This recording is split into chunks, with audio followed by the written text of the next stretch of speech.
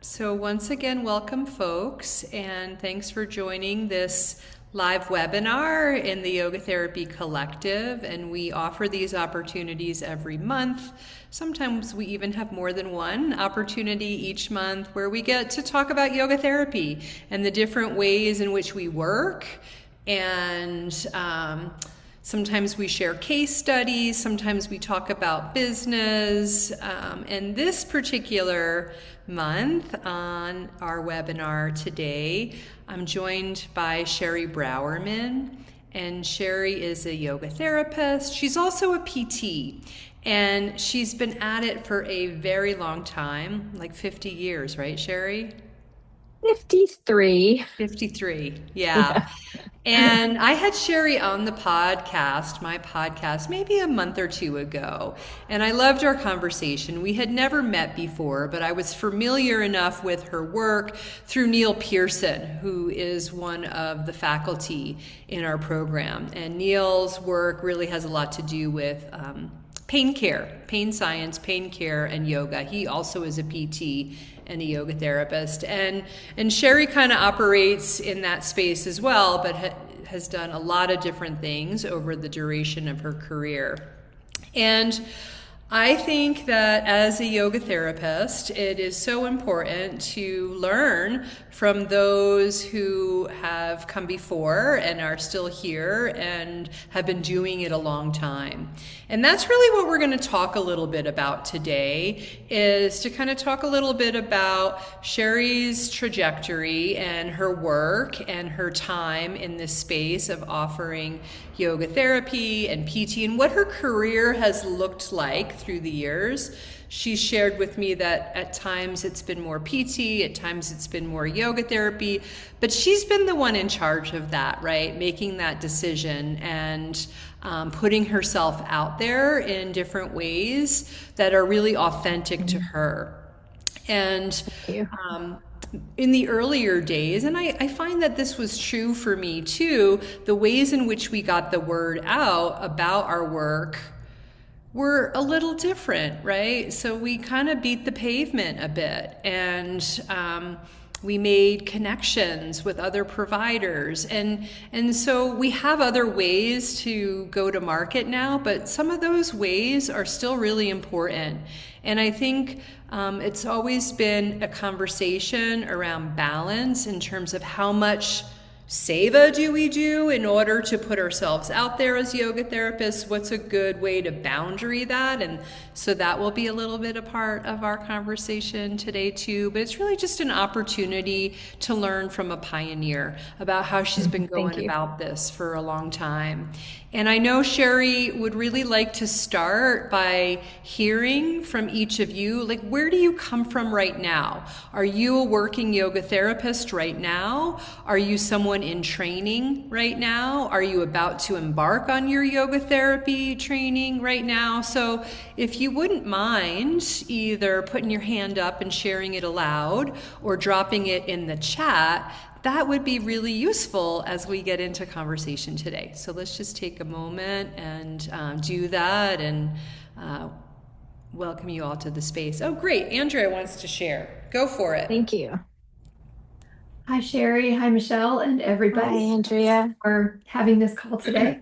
I'm a newer yoga therapist. I graduated middle of last year and or became a yoga therapist middle of last year. And I opened up a small practice space near where I live about 3 months ago. And so I feel very new to sort of being out there as a yoga therapist. I'm actually finishing some of my some of my Seva work online right now as we're starting this call. So I wanted to take the opportunity to say hello quickly. And Thank you. I just love the opportunity of hearing about others' experiences because, like many, I feel like I'm out there informing people about what yoga therapy is, not finding a lot of people looking for it, and just sort of being an evangelist of like that we're here, what we do, and to hear how you've navigated that over a long period of time. Thank you. That's a wonderful, wonderful question and thought, and hugely important. Thank you, Andrea. Where do you Yeah. live, Andrea? I'm in Austin, Texas. Okay, great. And that's where your practice is, your space is too. Yes. Wonderful. Okay. Quick question. How far is that from Fort Worth? Fort Worth is up near Dallas, so that's like 3.5 hours away. Okay. I have a dear friend you might want to meet in Fort Worth. Oh, I'd love the connection through chat. Yeah, thank you. Yeah.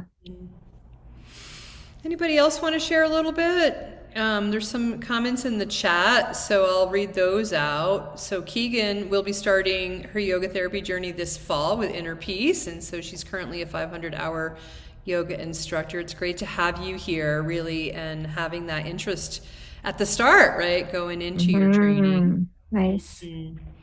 And Sarah Cummins, she's an Inner Peace grad and doing great in private practice. She's been a yoga therapist since 2020 in Alabama, and she focuses on chronic pain with her Beautiful. clientele. That's great.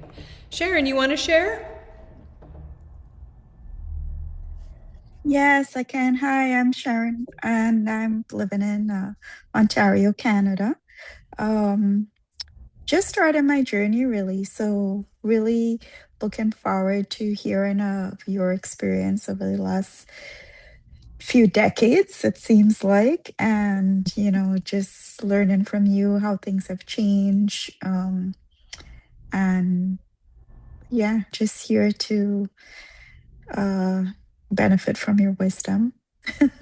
And thank you, Thank you. Michelle, for hosting this. Yeah, thanks, Yeah. Sharon. Anybody else want to speak or share? Go ahead, Terry. Hi, Terry Terry. Atkinson. I'm a 500-hour yoga teacher, and I will be starting the yoga therapy in the fall with Inner Peace. And in my yoga training with Prajna Yoga, I have tried to incorporate therapeutic methods into yoga classes. And it's much different than all the classes that I can find here in Las Vegas. And they're so physical and they move so quick. And I'm just looking forward to hearing your journey and trying to figure out a way that I can reach a market here um, to bring more yoga therapy, even if it's in a class setting or once I'm done with this program, to be more in a therapeutic practice. Wonderful. Thank you. Thanks, Terry. All Anybody good. else? It's okay if not, and you can always put it in the chat and we can have a look Mhm. at it later. So where should we start? Sherry, should we kind of start based Yeah. on Oh, what you're feeling from the things that were mentioned here today? I think so. Yeah, go for it. I think so. I think hi everyone. Thank you so much for coming. And I am honored by Michelle's offer to be with all of you today. Really. And I think that the biggest thing I'm hearing and seeing in the field is how are we going to become known? How are we actually going to get to do this thing that we love? And having the privilege of having watched my two fields and really three up close and personal for such a long time, I can tell you some things about the flow and direction of the field of yoga therapy as I see it now. And I think that that'll be really important because, and I'm working hard on this. It's one of my bigger missions in life right now. I have a potential study underway. I think it's potential plus study underway um, to look at actually the very specific ways that we can, as whether as a yoga teacher or as a yoga therapist, reach out into our communities and actually make some headway and not be afraid to present ourselves and our work, have some things in our hands that give us the confidence to go. Because sure, it's hard and it's scary to make a cold call or a cold presentation. And so I'm really hoping that we're going to develop some specificity around that. And meantime, I think I want to say that right now in the field, because of this, there's a lot of fear and even some disdain and anger around the fact that jobs are hard to find. And I I think it's almost like the perception of how it works got turned around. In physical therapy, where I started, um, no one ever said anything about how to get a job. And work happened only because you went looking for places to apply. You went looking for places to speak to people about it. My first year, I was packing sweaters in New York City. It's like it didn't come naturally for that field either. And here's what happened.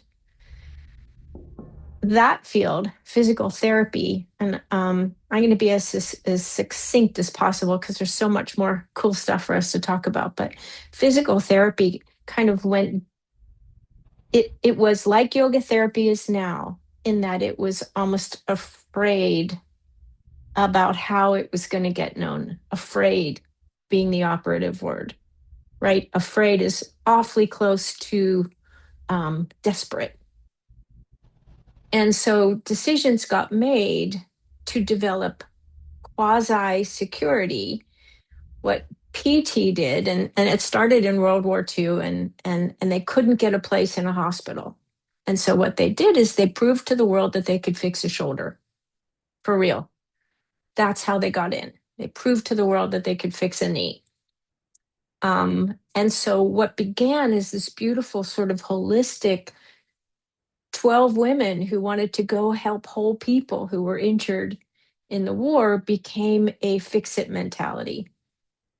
And it's still like that today, although there's lots of wonderful, wonderful people working on pulling it back to whole. But that is what happened. And so one of the things I want to say in your quest for work, and that's the thing, it's a quest for work, not a quest for a career. It's a quest for work that fills your pioneer heart. Nobody here went into yoga therapy to get rich. I'm just positive of it.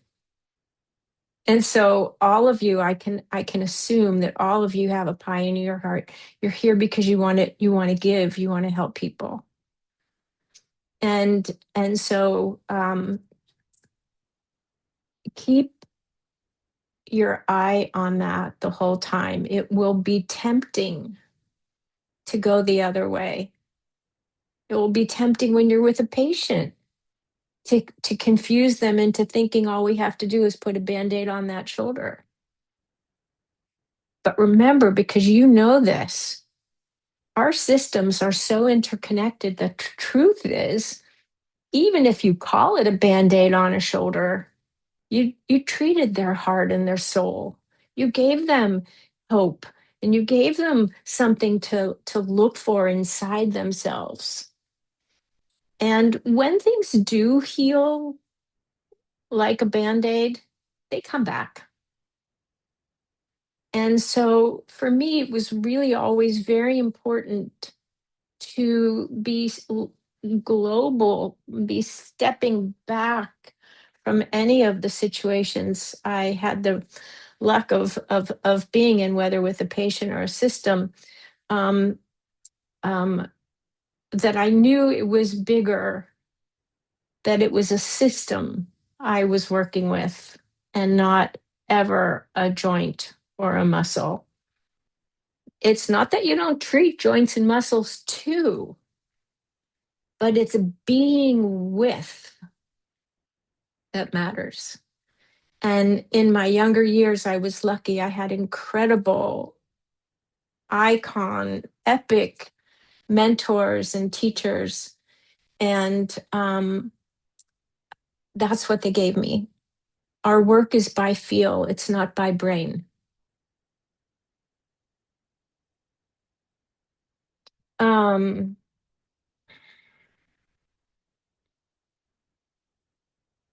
And so I'll tell you some ways that have worked really well for me right now. And then I'll tell you some more about those years of my beginnings too.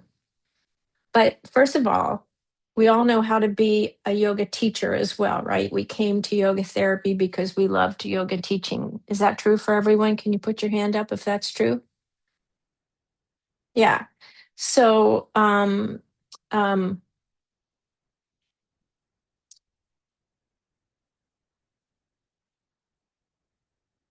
sorry.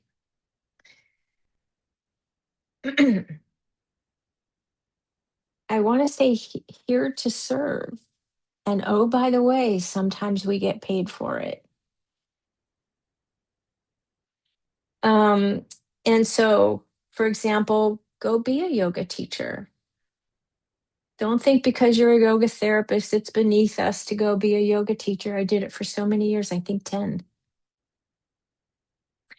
One, because the learning is so deep in both of these, in anything associated with yoga. The learning is so deep. And we have to give ourselves time to study. We have to give ourselves time to not be so business oriented that there isn't time to study, just study the books, the literature. And so, um, yeah, teaching yoga is actually a genius way. I never went there with the idea of getting patients, clients for my yoga therapy practice, but that definitely did happen as well. Um, and I think intent has a whole lot to do with how things turn out. I think if we go teach a yoga class for the purpose of getting yoga therapy clients, it's going to show. I think you have to bring your heart with you everywhere you go.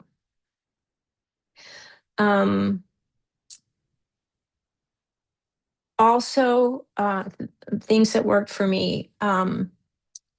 So, for example, one of the things I did really early on was I was the PT crew manager for the Avon Walk for breast cancer for a bunch of years. And I definitely never had any, you don't get paid for that. And I didn't have any intentions of anything coming from it. And what did come from it was Skechers. Somebody was there from Skechers and they were just making their shoes. And they got to me, and I ended up traveling all over the country teaching Skechers staffs about walking. And I don't know if this was in any of my info, but my first book was called Walk Yourself Well. And the first system that I understood physically was walking. And actually, what I knew and nobody else did, and I'm not sure if it shows now the way I see it or not, but Walk Yourself Well is actually a yoga book too. Because it teaches the system of movement and the freedom of movement and the joy of movement. And since walking is something we do every single day, it really makes sense to learn about it through that lens and then apply it to downward facing dog. And it does, it applies directly to downward facing dog. Okay. And so keeping your finger on the pulse of the field, the two things I've mentioned, one of them being look out, it's going to try to become a fix it mentality. That is not who we are. Another one is when you're working with somebody or a group of people, the first mission is to give them the tools to heal themselves. It's never to make somebody better. And I really mean never. And that lesson in our ego, and it's not one that you learn and that's it, you got it. It's one that you have to learn pretty much every time, a little bit every time you see a patient, every time. It's like, what is it they need? Just like I'm here today, and I had lots of other ideas about how I was going to start this talk, and this isn't it. um, but it's fine, because what you learn in giving is that, well, it's giving. And I'm listening to you and wanting to give you what I'm hearing that I think you most need. Um, and then other ways, call gyms, call sports clubs, senior centers, playgrounds, any place where you can give. I want to say it with your free time, but I really don't mean it.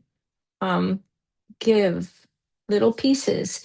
You can have a boundary on it. Like Michelle was saying, you can say, okay, I'll be able to give 2 hours a week, or whatever it is for you, and then schedule it and really like get yourself someplace where you can offer help, whether it's about breathing, about moving. It's and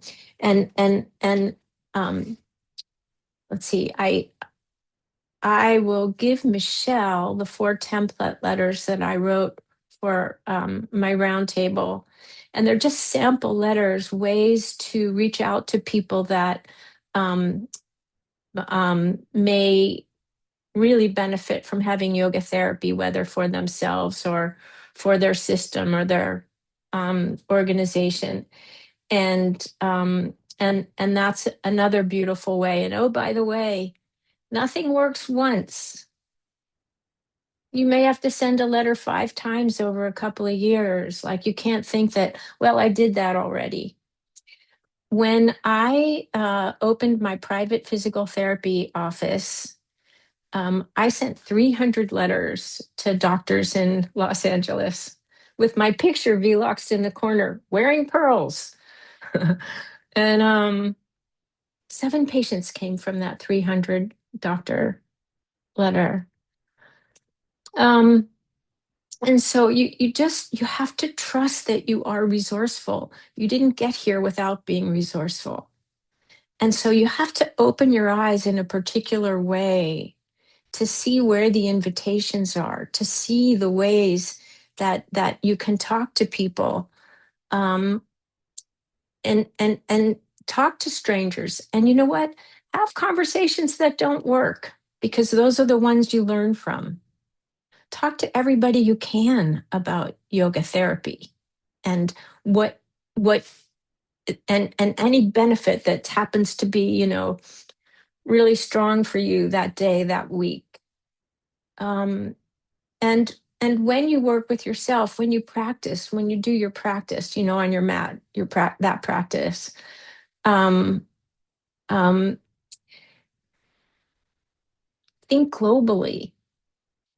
Sure, when I have a sore body part, I practice a little more. My sequence might pay a little extra attention to my sore body part. But I'm still practicing globally for what is the big picture of this for me today? Which kosha am I really needing to address the most? And how can I describe that for my sister or my friend or some stranger at a gym that I go to once a month, or the guy that sold me shoes? Like, really, like, don't be afraid to open up in the world, because people need us. They just don't know it yet. Um,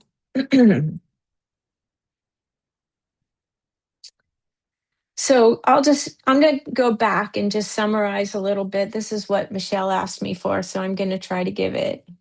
she asked me for a little roundup story of how I don't even like calling it career, by the way. I like calling it life, how I developed my life rather than how I sought out my career. Because really, I don't think I ever had that in mind, but I have one. And so first there was my very early years, and I was 12, and I was one of those lucky kids that walked into the thing I needed the most. And it was a little school for handicapped children. And the PT there was one of the 12 women in World War II. And so she was my first mentor and teacher. And she was the first one to teach me by feel. And I want to get this out to you so much today. Learn by feel, practice by feel. She taught me, she would now and then put a blindfold on me for a half a day. I worked there all through high school. She would put things in my ears. And one time she put me in a full body cast because she wanted me to understand what it was like to come back one joint at a time, to learn to feel what it was like to come back from not being able to move. And I'm gonna. Oh, I want to say one more thing about her. She treated the children. I got to transport them from the play gym to her, and it was the only time those tight little bodies were just so excited to get away from me and go be with her. And by the way, she wasn't pretty. She'd been burned in the war. She was hard. She had a very, very tough voice. And those children acted like she was the angel from heaven.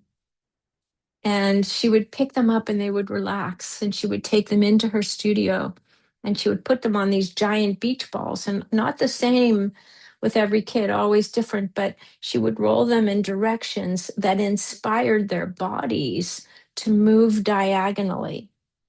Does that make sense to all of you? Can you put your hand up if learning to move diagonally makes sense to you, please? Yeah. So, because, X amount of years later, I wrote a book called Walk Yourself Well. And what is the key, most operative mechanical system in our bodies when we walk? It's diagonal. And in fact, every yoga pose has diagonal influence.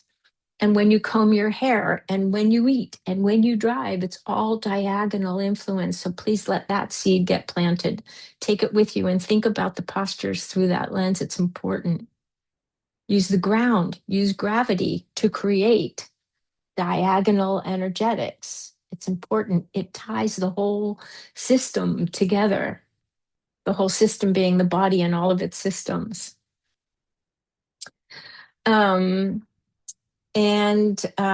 then I think it was mentioned I went to work at Rusk Institute. I'm sorry, I can't remember right now if I reviewed it or you mentioned it, Michelle, but I went in New York. I went to work at Rusk Institute, which is, I think, one of the most prolific and highly reputed rehabilitation centers in the world.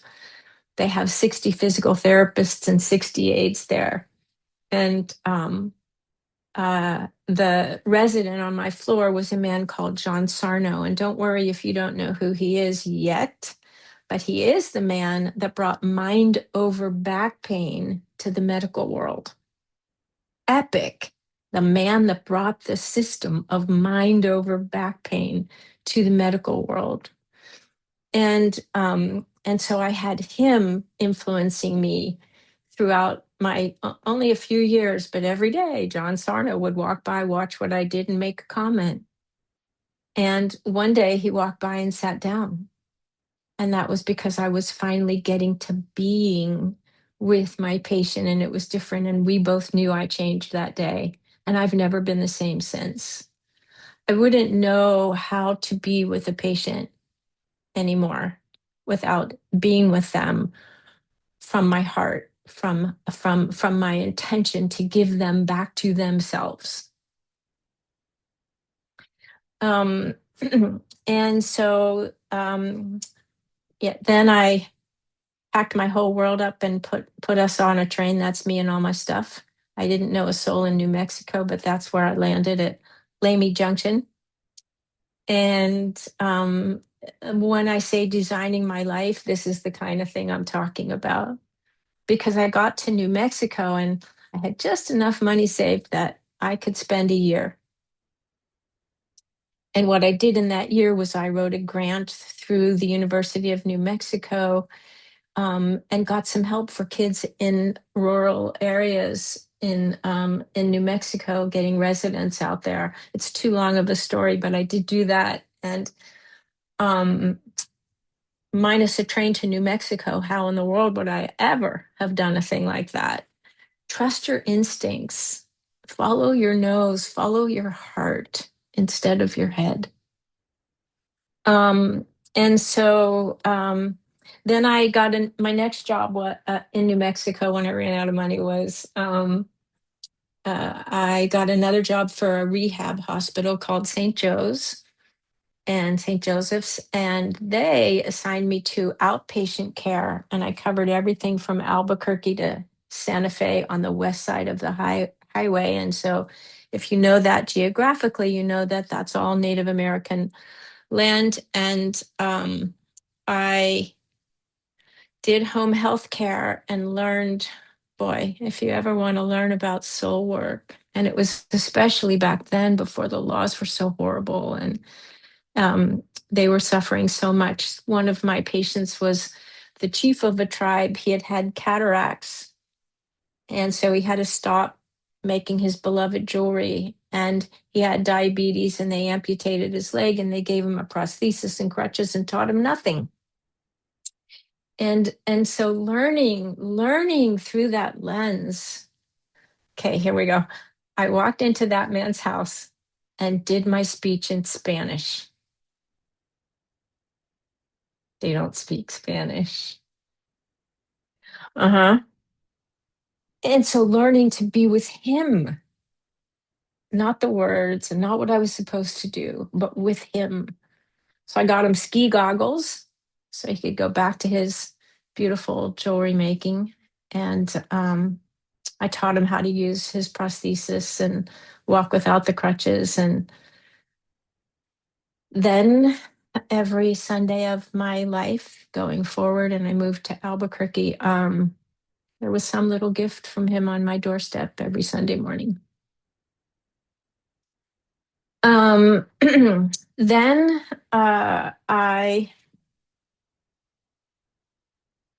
I moved to LA because a family thing, and I got my first job in LA with a private doctor and promptly got fired. And I got fired because he was putting everyone in cervical traction, everyone, and for a long time and for months on end. And I just was so forlorn. And I would have side doorways of telling people that, maybe the traction wasn't helping and maybe they should look at that. And so I guess one of them told him that I said something like that, and then I got fired. And then, yeah, skipping through so much stuff, but then I did start my own private physical therapy office here in Los Angeles. And I did it by, like I told you earlier, by sending 300 letters to doctors, and that worked. And I started it with a practice in my home, and then that got stopped because it's illegal at that point, or where I was. And that's why I opened my first beautiful clinic. And in that clinic, so many things, but one of the really important ones was realizing that I needed to have an occupational therapist and a rolfer in there, and that my patients were needing more than what I could offer, and that mine's good, and it's just a paradigm, and other PTs see it other ways. This is really important information. Never think you know. That's the message at the moment, is just never think you know. Somebody else knows it different, and it might work better for your patient. Um, and so we developed an organization called the West Side Interdisciplinary Team, which was beautiful, and I can't recommend it enough. Get a group of healing arts people that you feel good with, and then have a once a month, you can do it online now, have a once a month meeting where you all have somebody presents a case and gets to hear what their colleagues are thinking about what might help. It's a genius way to learn. And so that was very important. We had it for like 5 years, and I can't say how incredible it was to learn from other PTs and um, other healing arts professions. Um, and so then my crazed cricket phase came, and that was I wanted to study with everybody. My back pain happened. I had some a tough spine diagnosis. It's called spondylolisthesis. It's one of the vertebrae slips, and I'm fine. And but I wasn't. You have that too, Terry. Um, Gotcha. Um, and and so that sort of inspired my quest, although I had done some of it before, but I really wanted to study with the masters, and I sought them out, and I flew to go study with them. Um, and don't get the wrong idea, I was scraping, but I was flying anyway because it was that important to me. Um, and let's see, I think I want to tell you some of the people I studied with, just because they're people that you can still study with. I want to mention those ones because you can look them up and you can find YouTubes, and they're phenomenal teachers. So one of them is Robin McKenzie. And I think we all can understand the work of Robin McKenzie. What he's famous for in the physical therapy world is changing the way back pain works, from everybody learns pelvic floor, everyone learns spinal flexion, to extension. Everyone learns extension, but you got to learn how, and you got to learn how to do that carefully and mindfully. But it's something to work with. And by the way, while on the subject, I want to talk about referrals. So if I send you in to study something and you honestly study it, and you try it and it doesn't feel sound in any way with your patient, that's when you refer. And so I think, knowing your scope and your limits are really, really important. And you can't let your scope and your limits stop you from learning something that's new, strange, different, seemingly out of your scope. But if you keep your eyes open, always open to, this is a little awkward, and I'm referring right now, then you're fine. You're within your moral and legal rights, right? So that doesn't mean if somebody calls you and says, God, my back is in spasm from our session, that you did something wrong. And I promise you that's going to happen. You'll know the difference between, oh, my back is in spasm, and, I don't know, I can't get off the floor, or no, this is worse than it's ever been. You have to learn this stuff by doing. I'm so sorry. There's no formulas. But you'll have your eyes open for this kind of thing because you're responsible, and you'll know. But just keep your referral list close. That's what I want you to do. Have a strong referral list, keep it close, and be comfortable using it. Okay.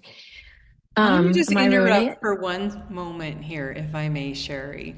Yeah, So I'm looking at the time that we have, and I know you probably have a lot more that you want to share.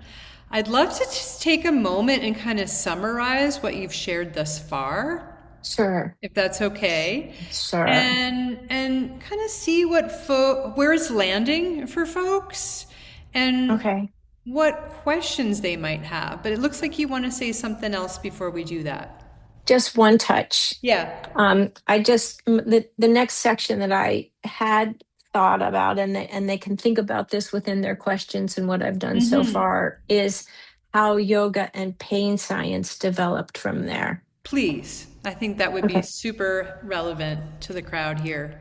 Do you want to ask other things first, or? Go. I think you should start, and then I'll go to my little summary. Yeah.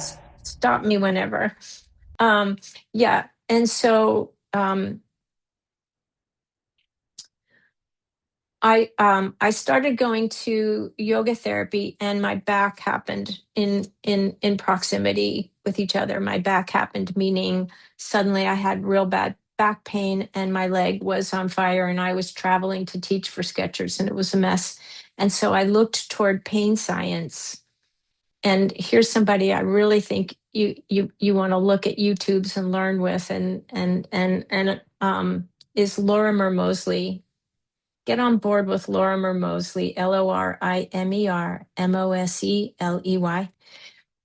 Again, like I was saying before, it's got a lot to do with physical therapy, but there is an understanding of pain science that's critical. And I think that it's enough in the yoga therapy world now that you can take this on and yeah, just really have a look, because when you're working with somebody who is afraid of pain, really, really afraid of, we all are afraid of pain. When anyone tells you they're not, just wrong. Everyone, me too, everyone is afraid of pain. And we respond or we react. What Lorimer brings, and what I want to give you, is that the difference between reacting and responding is, in reacting, we tighten. And what does that do to pain? It makes it worse. And in responding, we can choose and go, yeah, I know my reaction would be to tighten. I'm going to do some breathing instead. And I'm going to use yoga right now and give myself a chance to witness this and make decisions that are constructive for me, instead of tightening around it and making it worse. And that is a choice that we have the capacity, usually, right? Again, no formulas, but it is a very important aspect of who we are as therapists, that and another thing is, don't forget, with every patient that you encounter, you can always go home and look up the things that they're telling you about. And you can always go to your teachers and ask questions about the things that they're telling about. And if that's not rich enough, then you refer.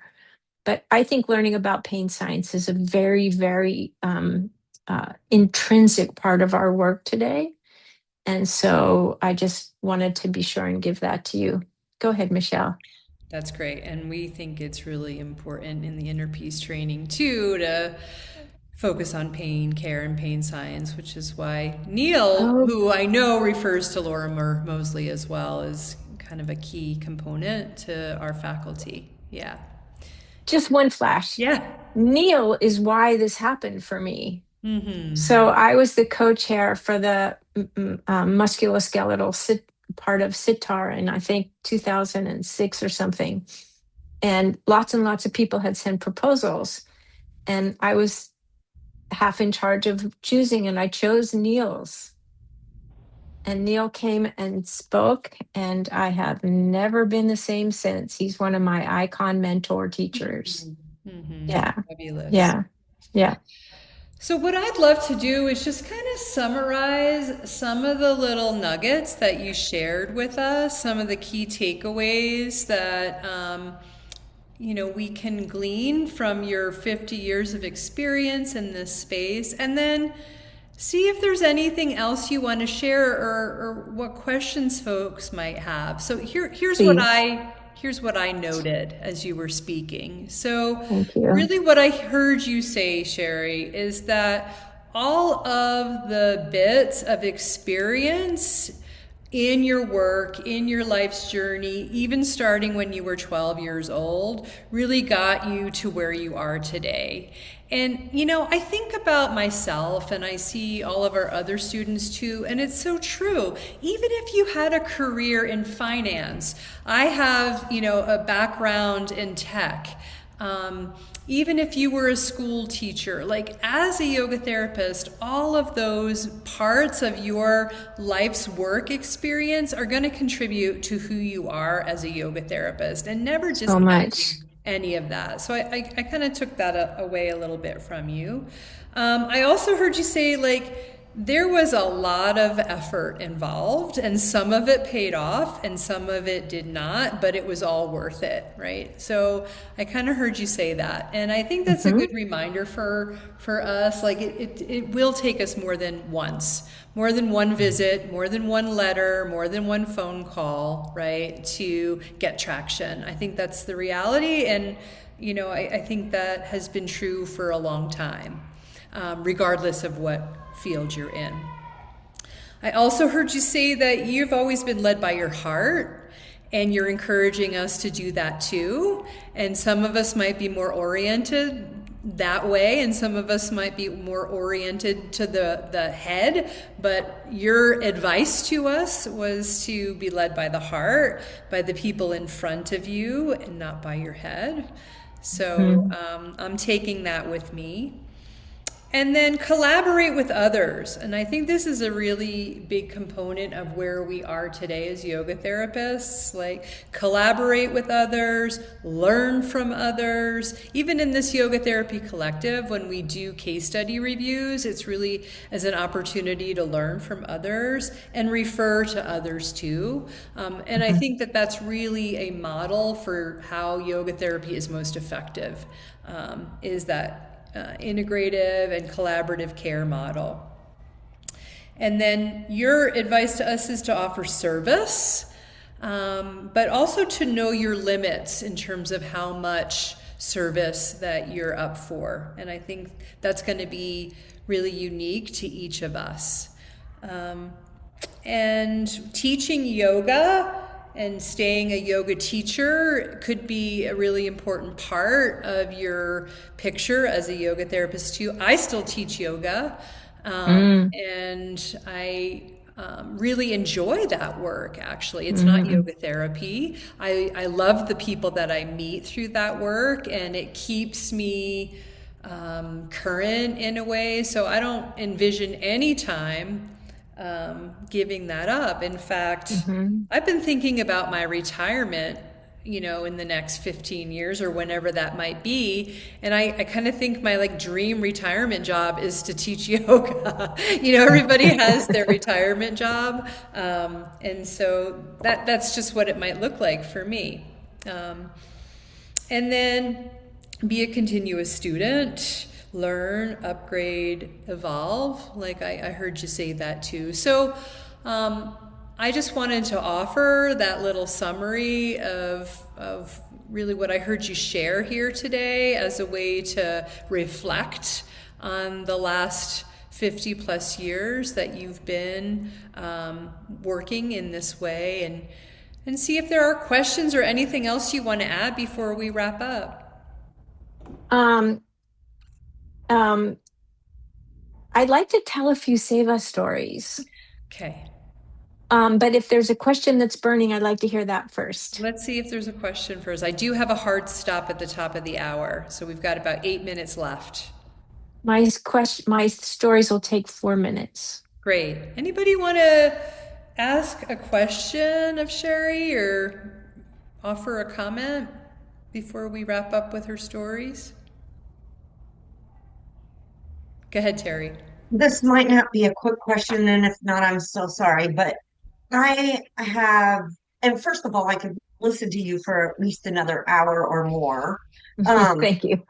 I have questions about writing books and articles. How did you get your inspiration for that? And did you have mentors or someone? I'm curious about that, because I feel like that's kind of a verge where I might want to be, but I don't know how to go about that. Well, let's see.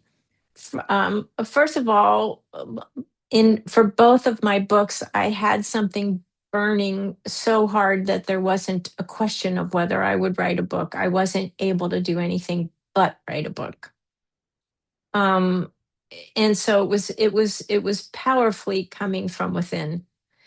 And what I learned in for me, and this might not be true for everyone, but whether it was physical therapy, yoga therapy, writing a book, or creating a study, it was all about the same language that was coming from inside out. I was looking for new ways to say the same thing over and over in different fields in different ways, but it was really the same. So, regarding inspiration, it comes from inside. And then the how-to part of it is something that I can help with or refer you to people that can help. There was just at Sitar, there was a talk about it. I bet it was recorded. Probably wasn't. It was another roundtable.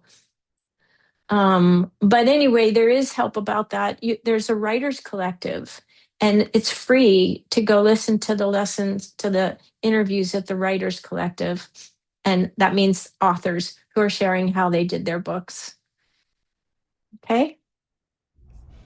How do Yeah. we find out about the Writers Collective? It's a women's writers collective in yoga I'll send therapy. you a link. Great. We can share that when I post the Yeah. recording here, because that might be Yeah. useful. And Singing Yeah. Dragon is one of the publishers, Terry, that really focuses in the yoga therapy space. So a lot of yoga therapists have been published by Singing Dragon. That might Mm-hmm. be also a good place to just see what they're all about. Okay. Do I have time for too many talks? Stories? Okay. So from working at the little school for disabled children when I was little, about I don't know, maybe a year and a half ago, that was in Pittsburgh where I grew up, and I went to Pittsburgh, and I just got the idea when I was going to bring an extra book so I could drop it off at that place because that's where my roots were. And I just felt like I wanted to tip my hat and say thank you and give them my new book. Never dreaming that that little school had become a whole city block in Pittsburgh, and just finding the administrative office to drop my book off was a big deal. Anyway, they took me on a tour and I handed the book and everything was peachy and I left. And then I got a phone call saying, the executive director wants to tell your story in the next newsletter. Would you meet with her? And so I did that. And then that happened. And then the next thing that happened was she called back again and said, wonder if you would be willing to give a course to our physical therapists. We have 10. And that's starting August 6th. That began when I was 12. And on August 6th, I'll be earning money there. So, that's cool. And I told you about the one with the Avon walk-in Skechers. I'm going to just tell you one more. Just take a second. I had a patient about 25 years ago. This lovely man had been in a horrible accident where his car on a stilted tipped driveway, somehow the brakes went off and he was standing by the garage and he got kind of squished. And he was in the hospital for months. And I don't remember how he got to me, but months afterwards, he had 25 fractures. I had him on my table and I put my hands on him, and I'll never know why, but my brain said, I'm going to treat this guy for as long as it takes, and I'm never going to charge him a penny, because he had spent all his money on all of his months in the hospital. So he was a mess in every shredded internally, money wise, every which wise. And that's what went off in my head. And that's what I did. And I think I worked with him for at least 3 years, maybe 4. I'm not sure, but lots of years. And he got way, way better. He walks, pretty happily with a cane, and everything is healed, and he has a beautiful life, and, 20 grandchildren. He's all good. Um, a month ago, I got a call from him saying, "My wife, I need to bring you my wife." And now I see his wife 2 times a week, and I get paid for it. It's like that. You just kind of have to keep following your breath. This is how it works. Yeah. Well, thank you so much, Sherry, for telling us all your stories and your experience and your wisdom. And I just so appreciate you taking the time and being here with us. Thank you so much, Michelle. So nice to see and meet each of you. And I hope, if there's anything I can do to help, I'm in. Great. Yeah. And I'll share some of the resources you mentioned, the letter templates that you Mhm. used, and some of the things you mentioned about the Writers Collective. When I post the recording, which I will put up in the Yoga Therapy Collective, I'll include those resources. So you can send them to me, Sherry, and I'll make sure they get out, okay? Perfect. Yep. And we're having another session in the Yoga Therapy Collective. Our next one will be, I think, July 20th with Ogle Clable. And we're going to be talking about documentation, so SOAP notes and record keeping for yoga therapists. So that could be useful. Just Beautiful. best practices around that, because we've had some inquiries recently if anyone would share towards that. So look for that. I'll be posting details soon. And then just coming out of Sitar, I was there, 2 weeks ago with Sherry Hmm. now, and met a lot of great people, many of whom I'd love to feature here on the Yoga Therapy Collective. So we're getting That's those so nice. lined up as well. Different research presenters and folks writing different grants for things. So lots to share and learn from always. And really with the spirit of continuing to evolve our profession. So thank you so much, Sherry. Michelle, I see some questions there that we didn't get to. Can I say I'd be happy to answer them in an email if that would be Sure. useful? Yep, I'll capture the chat. I didn't realize that actually. So I'll Oh, capture the yeah. chat and send it to you, and that way you can address some of those. Sorry to cut it Okay. short. I've got No worries. I know someone you got waiting to to go. be interviewed on my podcast, and I Okay. can see he's Have a in the Zoom wonderful room. time. Thanks a lot, everybody. Take Thanks, care. Michelle. Bye for Bye. now. Bye.